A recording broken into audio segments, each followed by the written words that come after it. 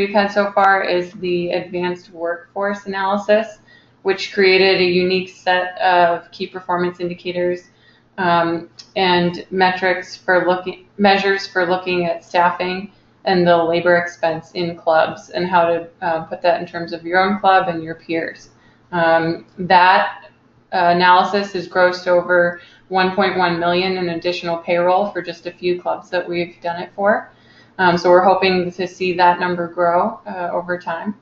And then the other thing that I've been working on recently is preparing for the Human Resource Symposium, which is for human resource professionals in the industry, and that's coming up this July at the Country Club.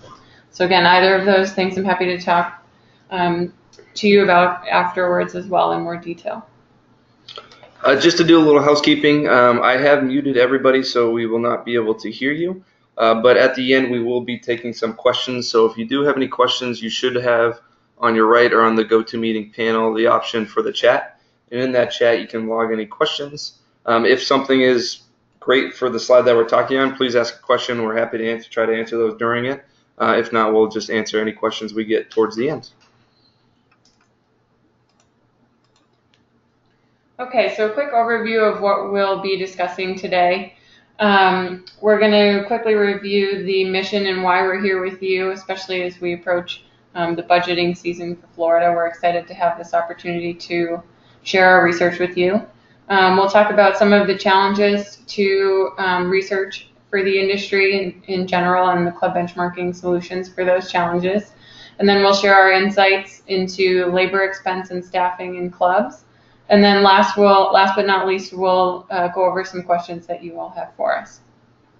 So with that being said, this really caught my attention, the Florida Club Managers Association of America's mission. There's a few objectives, but the two that jumped out to me are in bold there. Providing education for the members, but also to assist club officers and members through the managers, you all, to secure the utmost in efficient and successful operations, which jumped out at me because it really ties into what we've been working on for the advanced workforce analysis. So the question that we run into is how do club managers measure efficiency and success of their club? So at club benchmarking, we've been using the question below, which is the club staffed at a level that balances the club's financial results and the members' service expectations? Because the success of your club really is correlated with the expectations of your members, but the labor is the largest expense, as we'll dive into. So that's one of the key pieces to measure. And lastly, for today, for this group in particular, we wanted to know if those measures differ for clubs in Florida or if they end up being similar to the rest of the industry. All right, so to kind of go over our process and bring you to where we are, one of the biggest things that we've learned and realized is the difference between self-reporting surveys and then the solution that we've come up with. So we've seen in the past, and many of you have been asked to submit your compensation data or maybe a quick few points of your club's financials, maybe reaching out to other clubs and saying, hey, what do you do here? What's this? And what we found is that that's not always the most accurate case, but also it doesn't help add any perspective to it or the story behind it. Especially with compensation, we know that something for like PGA pros, for instance, they are asked to report their compensation, and our new CEO, Jim Butler, said that when he'd be looking over that, sometimes it wasn't always accurate. They wouldn't want to either report it all or it wouldn't all be there, or they didn't take the time. And so because we've seen some inaccuracies in that, we have now developed a process that mimics what our financial side, our finance and ops side of the platform does. So typically, if you are a client of ours, we capture your trial balance, which has your both income statement and balance sheet, and then we use that to put it into buckets and then provide a platform and a story with it. So we're using that same process on the compensation side. We are now asking for clubs to submit a payroll report. And in that payroll report, it has probably 15 to 25 different metrics on each employee. And it captures a wide range of things. A few things it doesn't capture are any names, social security, anything like that. We don't want to know any of that information. We just capture the employee ID just so that if we need to reference something or sort out maybe some inaccuracies in the payroll report, we can zero in on a certain employee. But having done this so far and capturing all this, we have now a database of over 50,000 employees from a wide range of clubs all over the country. And we've gotten some great information about it, and we're going to continue to share that during that presentation. But another thing that we found out in clubs is that nothing is really consistent. So when you're looking at job titles, for example, there might be a director of golf in one club, or they might be the head of golf in a different club, or you might be the president of the club, the GM of the club, or the CEO. Because there's such different titles, we now start to benchmark people on their job function and what their responsibilities are versus their title. Also, other clubs might have a wide range of food and beverage managers, 3 or 4, versus clubs that might have 1. So that's one thing we've done. We've created 153 standard positions so we can benchmark apples to apples.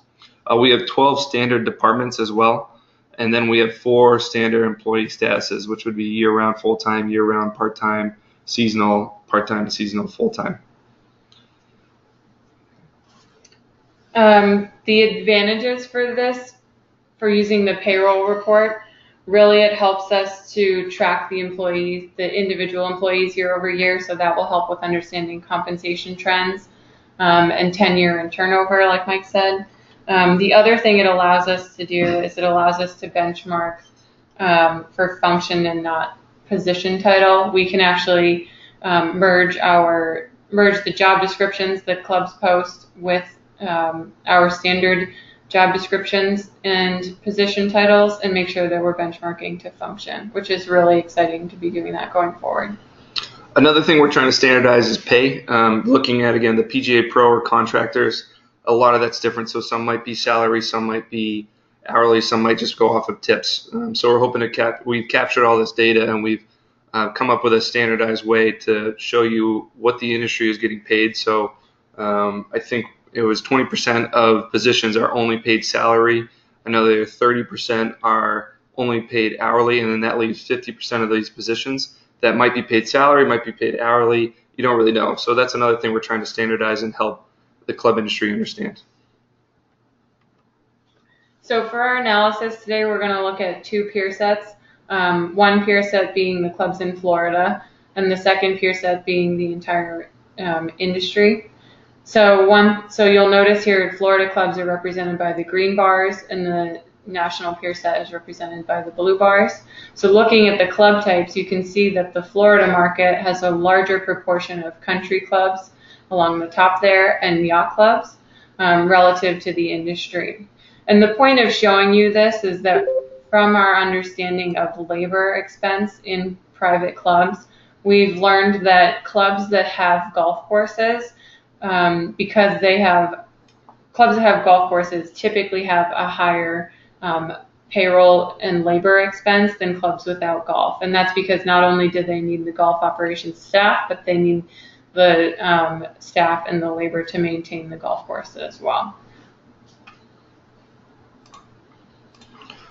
So one of our most important metrics, and one that we feel everybody should know here at Club Benchmarking and all of our clients, is their payroll ratio, or the total payroll to the total operating revenue.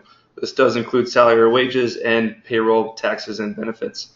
If you've talked to us before, or talked to Ray or Jim, this is, again, a huge thing because it not only represents your largest expense at every club, typically on the average or in the median, the largest expense, but it also is a direct correlation to your operating result. So what we're looking at here, this blue line is the industry payroll expense to total operating revenue ratio.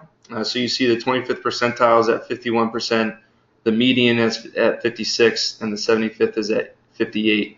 This is a very small window and range, and some of it can be as close to a difference of $200,000 depending on where you are at your club.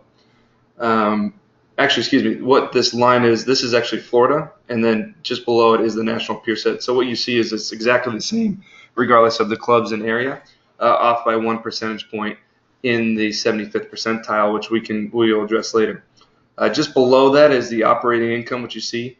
This is the median for these areas. So to our point, we've seen a direct correlation that many clubs that are above the 58th percentile or above 58% for their payroll ratio usually have a negative operating result. Clubs that maintain their payroll ratio or know that number tend to have a operating surplus. Looking at this. So this is a great metric to know, especially with budgeting season coming up, and something to know off the top of your hand, especially you're in the boardroom and it all goes by feel a lot of times. Hopefully you have a great board, but a lot of times they walk in and they say, how come these people are standing around? No one's here. Why do we have this person doing this? It seems understaffed. It seems overstaffed. We need to cut, blah, blah, blah. You've heard it 1,000 times. This is a great way and a very easy way to show your board where your club falls. So just by taking your total payroll and dividing it by your total operating revenue, and you can see where your payroll expense falls relative to the industry. And you could say Florida, but the industry in Florida are very similar. And we'll see really the whole industry in different pockets. So this is something awesome to know off the top of your head. You can throw it together real quick, and you can kind of use this quantifiable data to either prove your point or show them that, hey, we are right in line or we are a little higher. At the same time, we're not telling you that you have to be at 56% because every club makes choices, and you can choose to be at that higher ratio, but understanding where you fall and where that also impacts where else it impacts in the club is great. And so just quickly to add, the payroll ratio, as I said, for clubs without golf tends to be a little bit lower. So for those club managers in the audience at clubs without golf, the median payroll ratio for you would be 42%. And the mid-range, which would be the 25th percentile to the 75th percentile, is 47% to 58%. So again, the 75th percentile ends up being in line with the rest of the Florida clubs and the industry. To dig a little deeper on that metric, something that we're looking at. So on the top left, you're seeing nationwide what the average total operating revenue are for clubs. On the bottom right, you're seeing what Florida is. Some things to point out, you're looking at it. So nation, on average, the median club in the industry makes 6.3 million. Down in Florida, the median club is making 9.4. One of the reasons for that, and you can see, is once you go up towards the 75th percentile, after that it shoots up to above 20 million and higher. And you all know there's some behemoth clubs in Florida, one that generates over 100 million alone a year. So that's something different. It's not to say that Florida clubs on average are making more, but it's just to put in perspective that different pockets and different areas of the clubs have different ways. But when we put into the ratios and we go back to the payroll ratio, they all kind of correlate and they're the same throughout. Mm-hmm. So throughout the analysis, the dollar values for Florida clubs might be larger because they're larger clubs, which you'll see for the payroll ratio or the payroll expense overall. But the ratios end up being consistent, as we saw with the payroll ratio. Next, we're looking at payroll. So these are the two metrics, again, that represent that payroll ratio. Again, looking at this on the top left, you see nationwide at 3.6 million, right on the blue line at the median, and then down in Florida at 4.2. The orange line, that's just salary and wages, and the red line is the payroll, benefit, and taxes. So that's just splitting out. So the blue line is the total of the two, so the yellow and the red line. And these are all things available on our platform. So if you are a subscriber, you have access to these. Again, looking at these, some of the major differences, you say, Florida's payrolls are a lot higher. But to Mary's point earlier, there's a lot more country clubs and gated communities down in Florida, which have higher payroll expenses because they have added amenities to them. But also those larger clubs, you can see there's a huge spike after the 75th percentile from those behemoth clubs that we have down in Florida. And then putting that back into perspective with the payroll ratio, if you look at it nationwide on the top, it says 56% throughout the whole industry. That was the slide we were looking at, has a payroll ratio of 56%. And then if you go by pockets or certain areas in the country, you can see that it's all fairly similar again.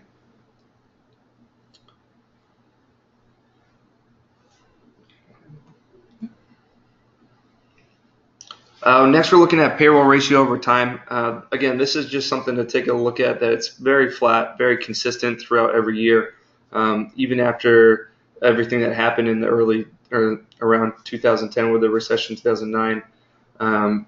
But everything's been fairly consistent, increasing maybe on average of 3%, which isn't too much when it comes to a median. But thinking about that and factoring that into your boardroom. So if everything's increasing by 3%, you know that your payroll expenses are going to go up by 3%. And then how do you equate for that? So if that's going to go up by 3%, and then your payroll ratio, if you want to keep that at 56%, or to make math easier, keep that at 50%, to match that 3% increase in payroll, you have to double that 3% in revenue. So you need to go up by 6% in revenue.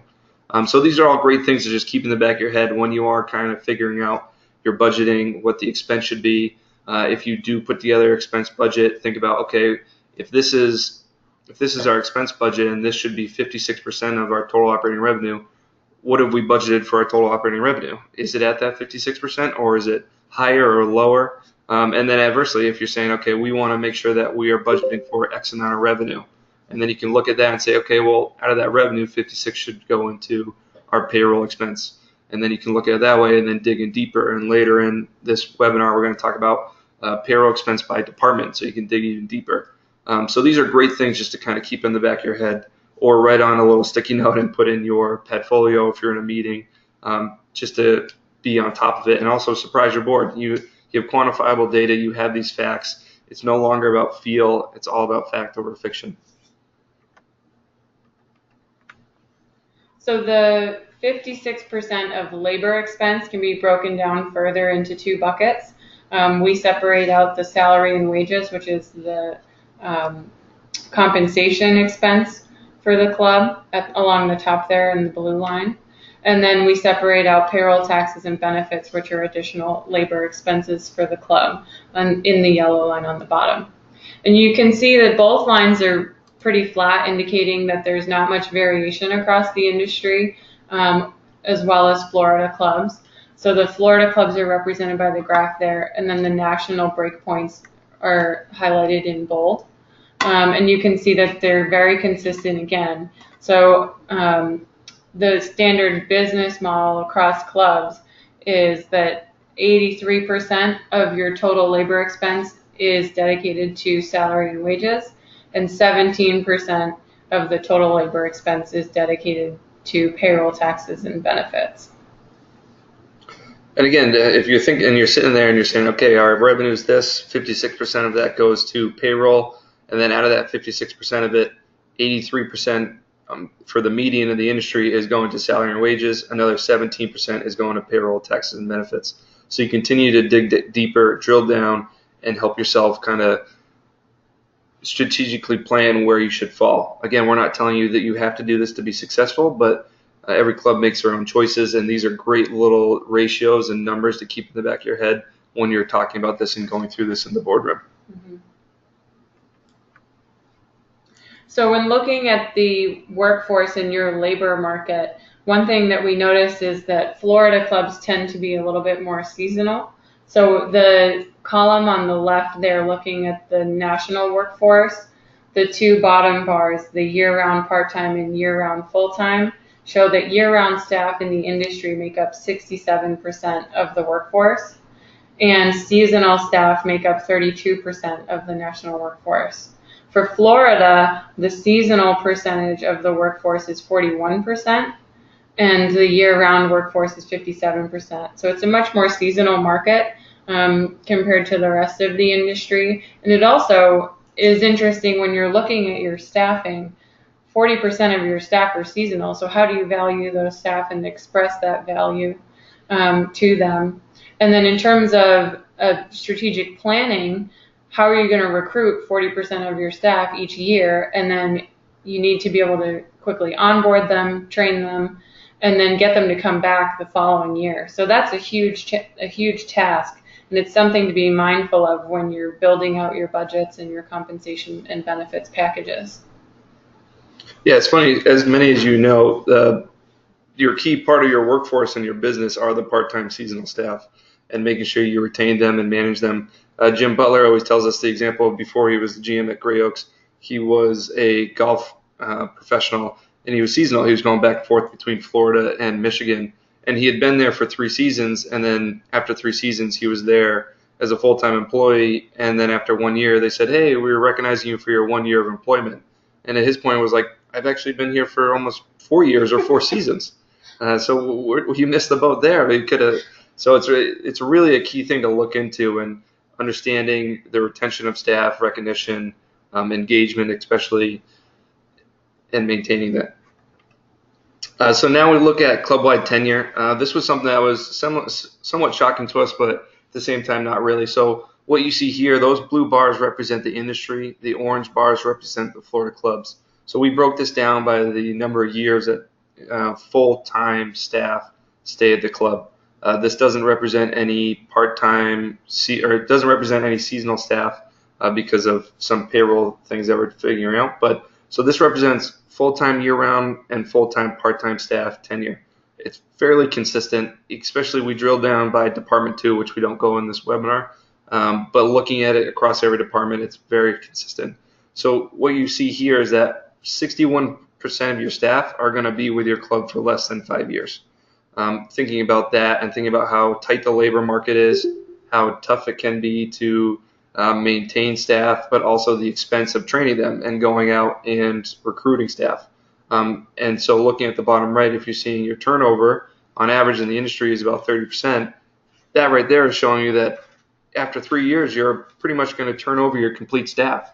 And thinking about that, that's daunting. That's you really need a great recruitment plan, an awesome HR manager or department to maintain that and hopefully reduce that number. But looking at this, fairly consistent throughout the whole industry and each department. Mm-hmm.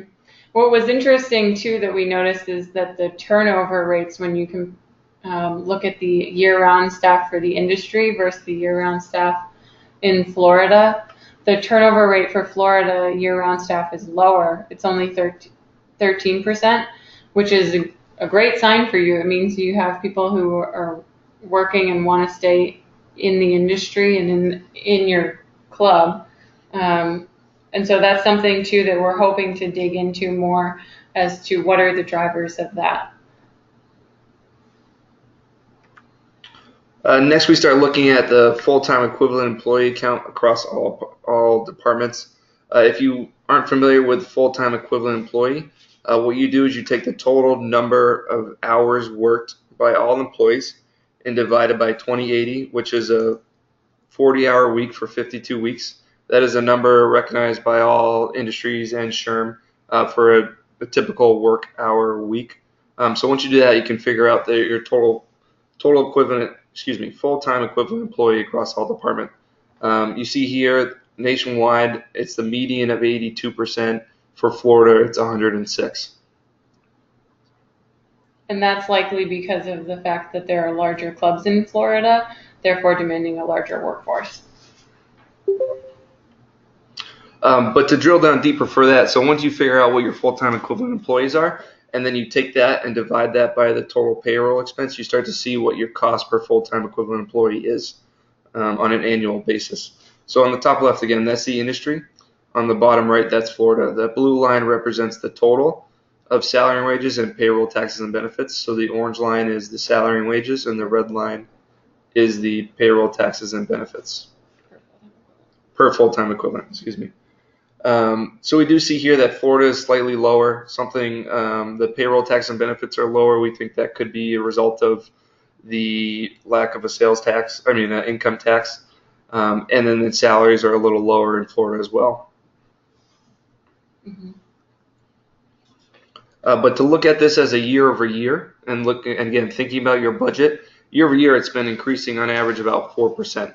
If you do that math. Again, top left is nation, bottom right is Florida, but it's been increasing by 4%. From 2015 to 16, it actually increased by almost 8%. So when you're sitting there and creating your budget or thinking about your payroll expenses, okay, we know that income inflation is happening yearly, and it's maybe on average of 4% to 8%, and then if you are approved to give raises of 2 to 4%, already your payroll expenses increased around 8 to 10%, and then adversely you need to increase your revenue by almost 20% or 15% to try to maintain that payroll ratio and to maintain that operating result, or ultimately your operating result. So these are all great things to keep in the back of your mind and start to think about and have available when you are in the boardroom, because again, you're going to have those board members that are saying, we should do this because of this club that I belong to up north, or we should do this because down the road they have staff, they have a valet. And without the context of understanding what your club's financials are and the layout, you can use this data or use club benchmarking or use whatever to hopefully quantify it and show them, hey, this is what we should actually be doing. This is what is helping our choices make sense. And the thing that's interesting about this labor cost ticking upwards over time is that the unemployment levels have stayed incredibly low since 2016. So the labor market is getting increasingly tight. So that number we can expect to keep ticking upwards as well. So we're going to drill down even deeper too now. So 56% of, so what we're actually looking at, is the labor expense breakdown by department. So on the left, you have the industry, and then on the right, we have Florida. So this is taking your total labor expense and then dividing it by each department and seeing how that breaks down. Fairly consistent with the industry versus Florida. There is a little higher in guest rooms. Maybe that could be because more people are visiting Florida than places up north because it's beautiful down in Florida. But looking at this, so if you do have your labor expense and you know that 56% of your revenue should go to labor, and then you're trying to think about each department, this is a great way to look at how much you should maybe allocate towards each department, or at least start the conversation there, and then figure out, okay, how do we massage this to make sense for our club? We also try to look into payroll ratios by department, but if you think about that again, that is your total expense by revenue. And for example, G&A usually doesn't have much revenue, and golf course maintenance, really no revenue unless maybe you're in a gated community and they do some lawn care services for member housing or whatnot.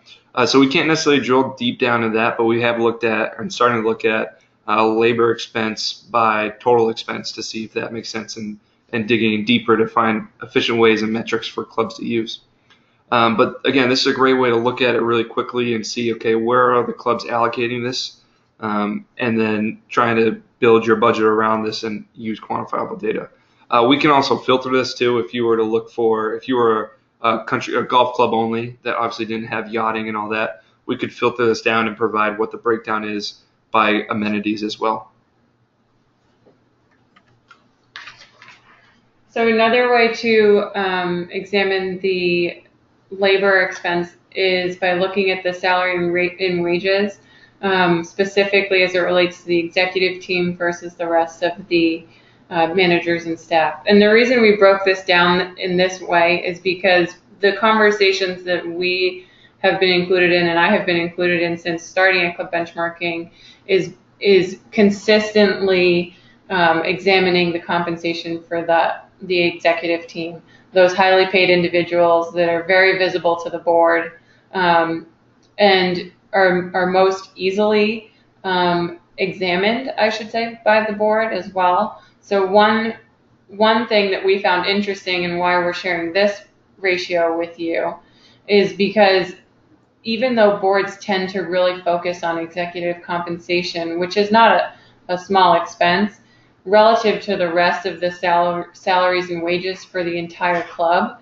it is a much smaller proportion. So as you can see here, for the nation on the left, the executive team compensation is only 17% of the total salary and wage expense for clubs nationwide. And the remainder of that labor expense is going to the mid-level managers and staff. That's 83% of the entire salary and wages for the club. And so that's a much bigger area for human resource managers to focus on as well. And you can see throw up the Florida peer set next to the national peer set, these ratios are very consistent as well. The Florida peer set shows that 16% of the salary and wages are dedicated to executive staff and 84% are dedicated to mid-level managers and other staff. And then lastly, looking at the benefits offered by clubs and the benefits breakdown in more detail. Again, we said benefits typically were 17% of the total labor expense in clubs. So this is looking at how that 17% can be broken down even further. You'll see that the two largest benefits expenses for the club are payroll taxes and healthcare. For the industry, payroll taxes are about 35%, which you can see there on the left. For Florida clubs, the payroll taxes are a little bit less, which is 31%. Again, we're thinking that could be a result of the fact that Florida doesn't have an income tax. But you will see that that expense is sort of reallocated towards healthcare. The healthcare for both the industry and Florida are just around 30%, maybe a little bit more. And then the other thing that we found interesting was that in Florida, which is a more seasonal workforce, the clubs spend 11% of their total benefits expense on employee meals and 8% on 401k and retirement benefits. So it's kind of interesting to think about, ways that you attract seasonal staff and part-time staff and nice benefits that you can offer them, and how clubs make choices depending on their workforce and their staff. Okay. Awesome. So at the time being, we have nothing else to add. If you do have any questions or comments, you do have that chat pane on the right that you're more than welcome to ask us any questions. We also, on the screen is our contact information. So whether or not you're a subscriber, please feel free to reach out. We love working with people. We love learning from other managers and professionals in the field too. So please don't hesitate to reach out to either of us. I haven't received or seen any questions at the moment.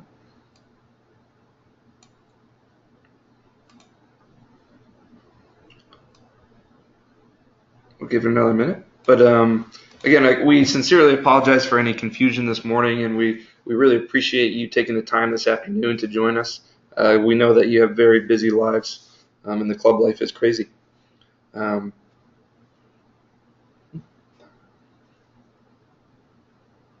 Awesome. Well, again, we haven't received any questions, so if no one has anything else or wants to reach out to us via email or call our direct line on the screen, please don't hesitate to. But thank you very much again for coming, and hope you have a wonderful afternoon and a great Memorial Day weekend. And enjoy your summer season. Hopefully you get to rest up. Have a good holiday weekend.